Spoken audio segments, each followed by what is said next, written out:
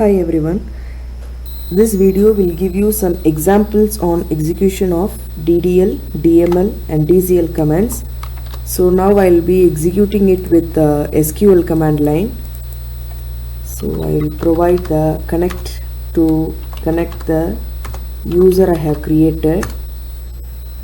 It is connected now. Now we are going to create a table with the name student. Create table, this is the keyword and this is the table name. We are now going to provide the column names. This is the first column name, university number. This is the data type.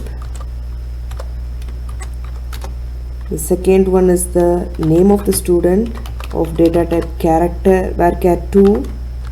I am giving around 15 characters. Next is the course name with character data type. The size of data to hold is 3 characters. Then mark 1 with the number data type of 3 characters. Then mark 2 of number data type with 3 characters. Mark 3 of number data type with 3 characters.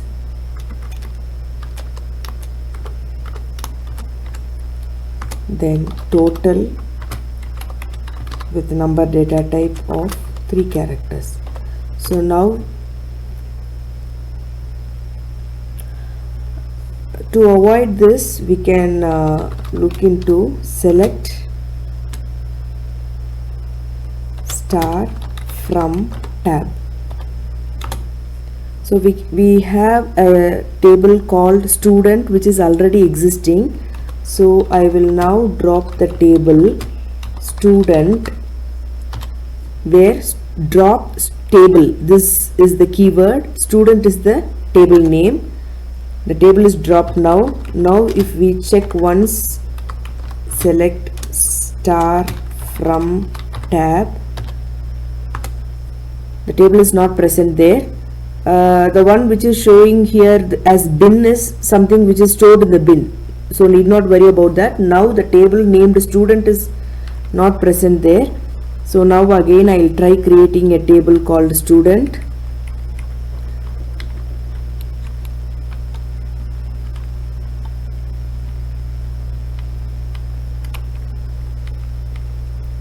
Name, university number, name, course is there, M1, then M2, then M3, total. Now the table is created. Now if we again check into select star from tab, we can find the student table created now. Okay, now we have to find what is the structure of the table. Structure of the table means the overall outline, which we can do using DESC command. We can find that it is the same what we have done already: university number, course name, M1, M2, M3, total. Okay, now to change, if I want to make some changes to it, then I have to use the command alter table, the table name. What I am going to do is I am going to add a column called average, which is of number data type 5, 2. This means it is of a decimal notation. Now the table is altered. Again let us see. We can see the difference. In the previous table it was just with total. Now the average is added. So altering the size of the column average. For this we are using alter table student, the same command as before, but the keyword changes here as modify avg. I am going to give it as just 3, 2 because we know that mark 1, mark 2, mark 3, these 3 are just of size 3 characters. So if we are going to make an average of it, we will get a average of a decimal value which is going to be 3 digits in the real part and 2 digits in the exponent part. So this is altered now. Table is altered now. Again, let me have a look to the table which is changed. We can see that the change in average in the previous table was number 5, 2. Now it is 3, 2. So this is all regarding the DDL commands which are popularly used: create, alter, and to see the structure of the table. Now we will go into the DML commands to see how to insert data. Insert into student values.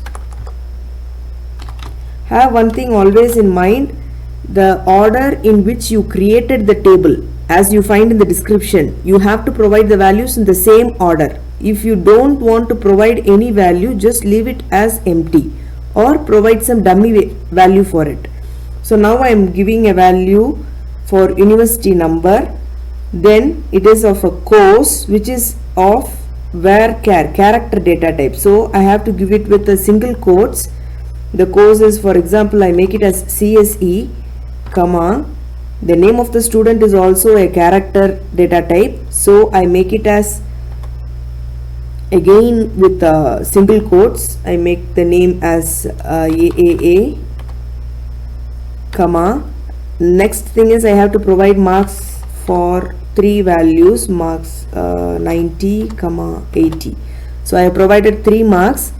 Now at this time I don't want to provide the total, so I just give it as 0 because I want to make the table to create it automatically. You can see here there is not enough values. So it means that one more column I have missed here. I have made it just to show what will be the error if I am not providing the possible values. So the first 0 is for total, the second 0 is for average. So this is going to be the dummy value stored there. In future commands, when I update the total and average using formulae, this will be updated automatically. Now the row is created. Now we can select star from student. This will give the set of all values which are available. Okay, if you want it to be as an exact table, you can reduce the number of characters for the name column, as we have already done. Alter table student, modify name, and I am going to give it as a varchar 2 of just 5 characters because I am going to use only 3 character name. I will give 5 characters. So now it is altered. Now if we see to it, we will get it as just as a table format. Just for visualization I made it like this. Okay. So the next thing is same like this. I have to update for some of the students so that you can understand clearly what is happening actually there. I am just altering the previous values.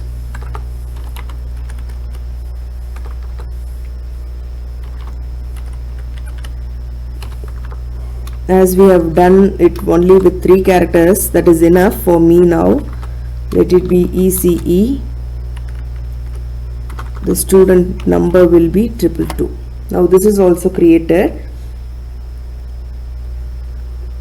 And have one thing in mind: if I want, suppose, see here, select star from student, I have 2 values. Suppose I don't want the second value which I have entered into the latest moment. I just wanted to delete it. Just give rollback. So the rollback command, as we have done, will delete the previous executed command. Okay, so this rollback command will just delete the previous executed command. So now I will again select star from student. So we can see that the student details are there with what data we have entered to it. Okay. So now what I am going to do is I need to make the updation as saved to be as a final. I don't want to delete anything in the future, so I just give a commit command to make it as the one which should not be altered further. Okay, so now let us move on with updating the student database. You can see here the total given here is 0. I told you before the total and average needs to be calculated using some formulae. So what I do here is, after entering all the student data, I have to give it as update command, update student set total is equal to m1 plus m2 plus m3. So 2 rows are updated now. We can again see the values there. We can find the total calculated automatically. Suppose if we are going to update another student, we are going to insert another student detail here. Let me show you. Let the name of the student be CCC and the number be 333. Okay, so now we can see that the total is still 0. Unless or otherwise you update the total again, it will not be updated. Okay, so now we can see it is updated. After executing the update command only it gets updated. Otherwise whatever data you provide there will be saved in the database. So this is how we will do with the DML commands, data manipulation commands, using insert, update, everything. The TCL command, transaction control language command, is these two, rollback and commit. Okay, so now we will look into how to delete the values of a particular thing. For example, I want to delete. The rollback command is different from delete. Rollback command is whatever command it is, whether it is insert or delete or whatever command you provide latest, that will be revoked back. But delete command is to delete the values of some particular values. Let me tell you, delete from student where university number is equal to 222. I am giving the second value 222. One row is deleted. If I view the table again, we can see that the value is deleted. Okay. Suppose if I want to delete everything, delete from student, the remaining values will also be deleted, so there will be no rows available there. Okay, I am just giving a rollback to bring back the values. So the values are present there. Then the next thing is we will update the total, then the average. We can see that after rollback we can find the total is not updated there because the total is one which is updated using some formulae. Okay, so again I will make the total, update the total, then again I am making the average. ABG is equal to total divided by 3. Okay, so it becomes more than values. So let me alter the table, modify. I think it is already 3,2. Now we will modify it to 5,2. Now we will execute this average command. It is updated. Okay, so now let me select star from student. We can see that the average is also updated. If I want to just drop, now we have seen using delete command we can delete the row. If we have already seen how to delete the row. The row deletion can be done using delete command. Suppose if I want to delete a column, for example, take the average column has to be deleted. So I just give the alter command, alter table student drop. I will be giving the command drop column. If you just give drop, the table will be dropped before. We have seen the drop command before. For dropping a column, just give the drop column AVG. So now you can see select star from student, you cannot find the average there. Okay, so this is how we use the general commands of delete, drop, updation, and rollback and commit. And we can see that if I want to insert a data again, see, for example, I am inserting 222.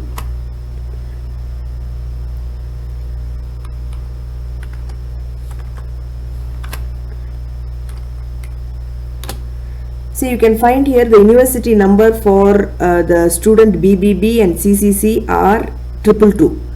We know that the university number cannot be the same for two students. So to avoid this, we have to fix some constraints that we know as primary key, not null, unique, and check. These four constraints we will be using now. So based on these four constraints, I am going to create the same table again in a new way. So let me drop the table which I have created and we are using now. I am dropping the table. Now we can check whether any table are there. Select star from tab.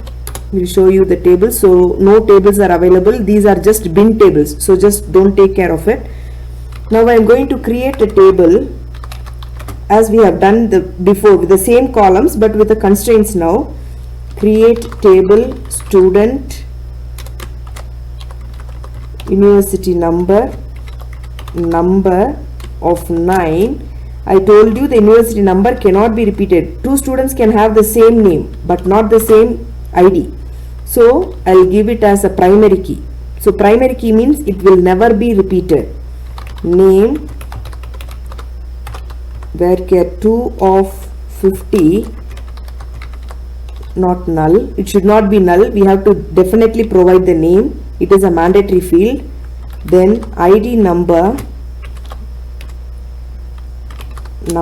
of 10, not null, unique. It means that two constraints are given here. It should not be null but it should be unique.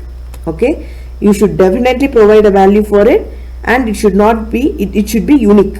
Okay, now we have the next column, course character 3 of constraint, which is mandatory. You have to provide the course also.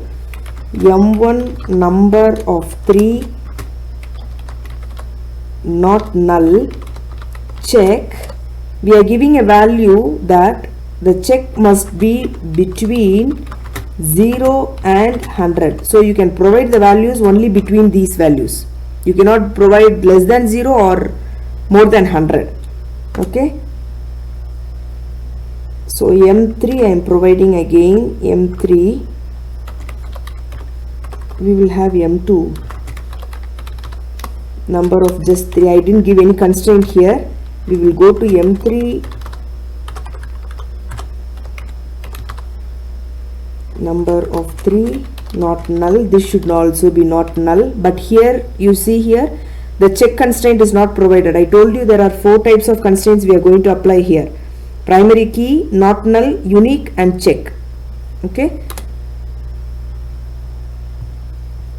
so after this we will be making the total to be number of 3, not null. The total should be greater than or equal to 0 and total should be between 0 and 300, because we are giving 3 subjects, so definitely it will be not be more than 300. Missing right parenthesis. Total. The error in the previous command was this, I didn't mention this check. This check constraint was not given there, so it was a error there. Okay, so this was the error. Here you can see that the star symbol is here, so it means that there is an error here. So I included the check constraint. Now the table is created.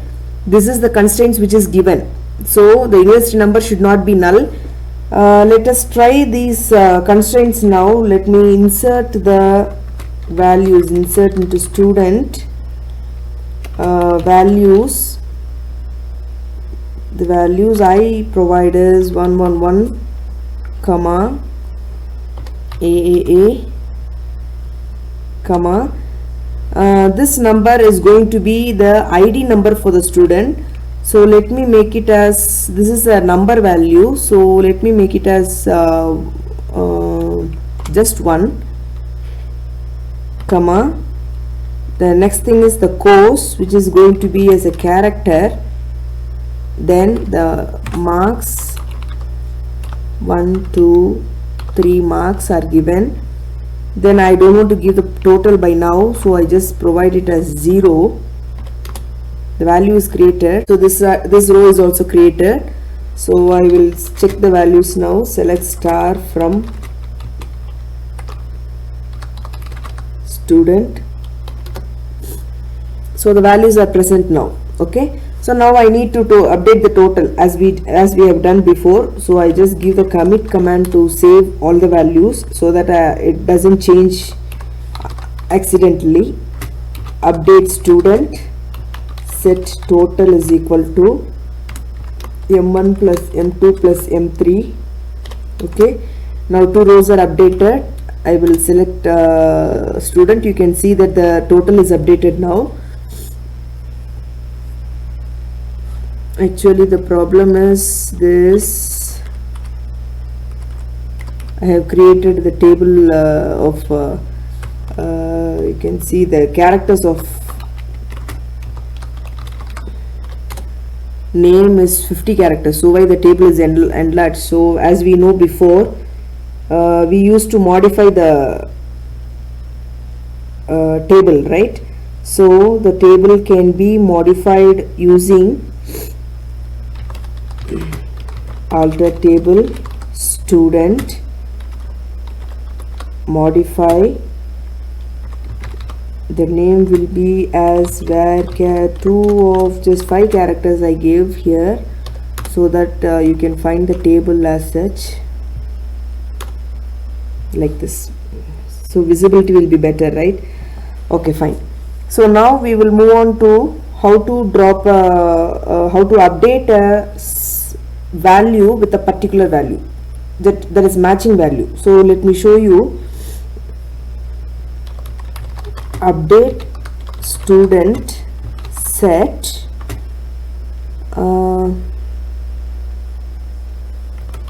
course is equal to ECE, where university number is equal to 222.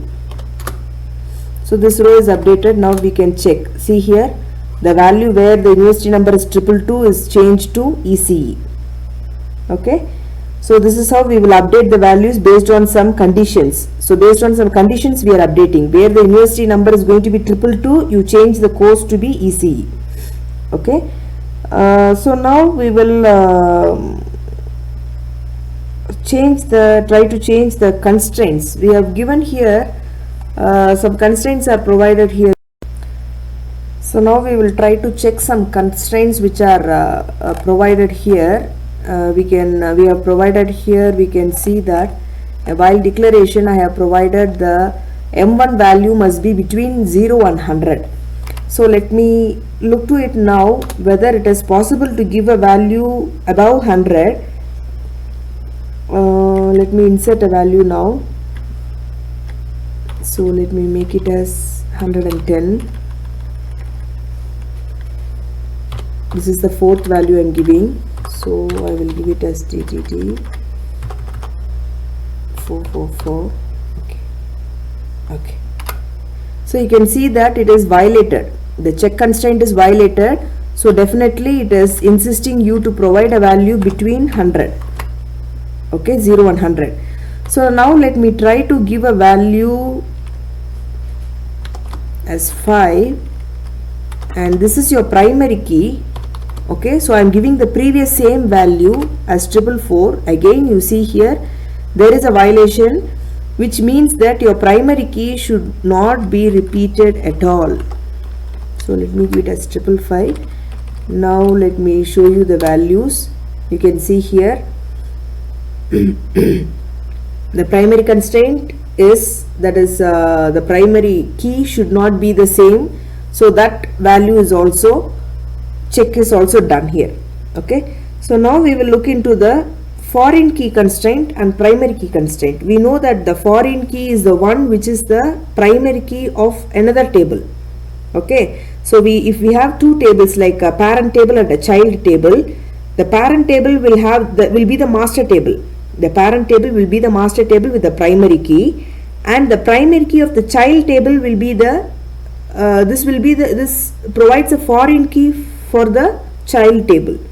Okay, so for example, let me tell, we have two tables, department and employee. DNO, if I say department number, it is going to be a primary key for department, but it will be the foreign key for the employee, which links the two tables, department and employee. So first we will create the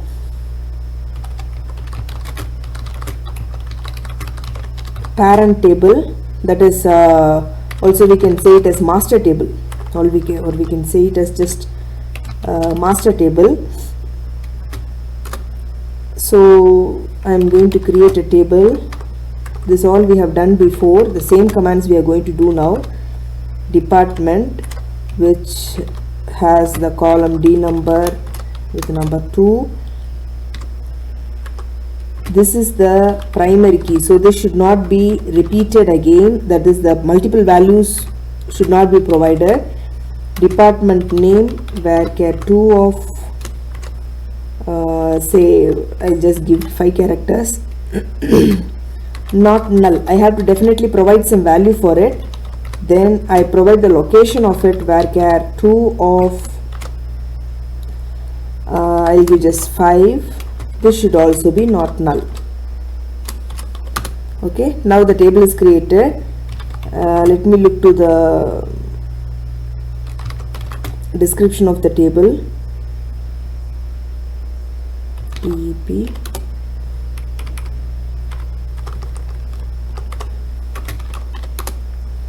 So this is how the table looks. Now we will create a child table.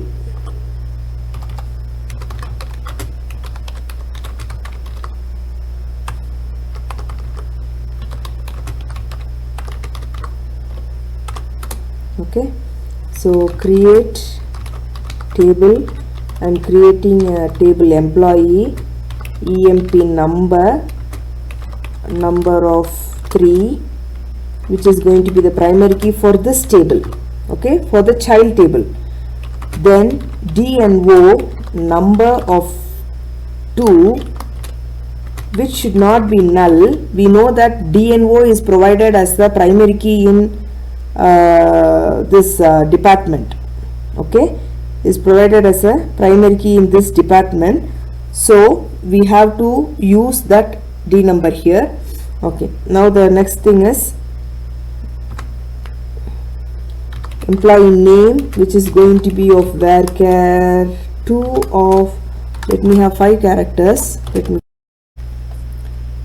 so this is going to be of varchar 5. Let me make it as also not null to be a mandatory field, because definitely we need a employee name, comma the job.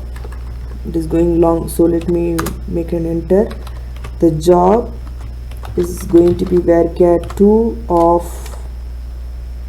let me make it as just 5, because we will not be able to look into the visualize the table properly, comma MGR, the number is going to be 4, salary number of 7, comma 2,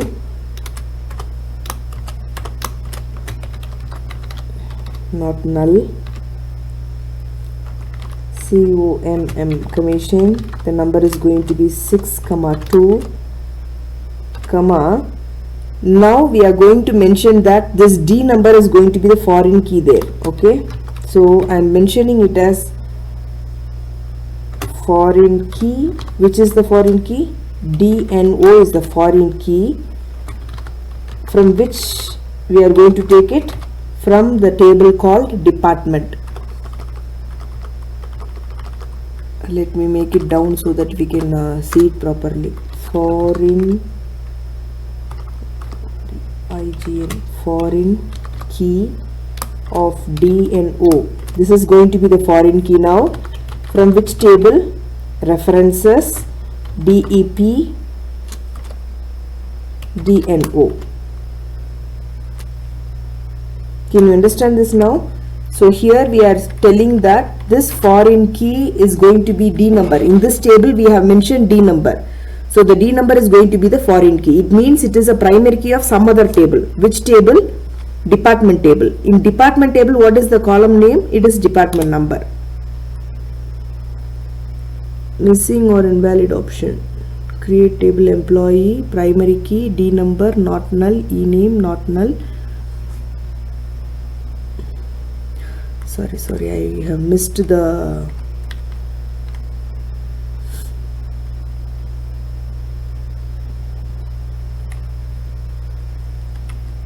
create table employee. This I have missed. That is the problem.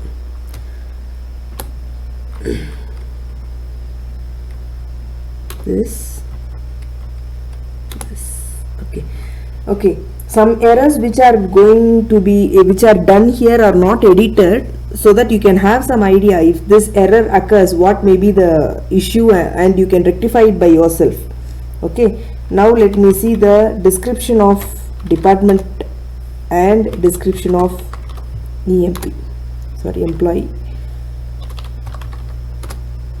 So we can see here the D number is also given, but it is not mentioned as any key or anything like that, so just have it as such.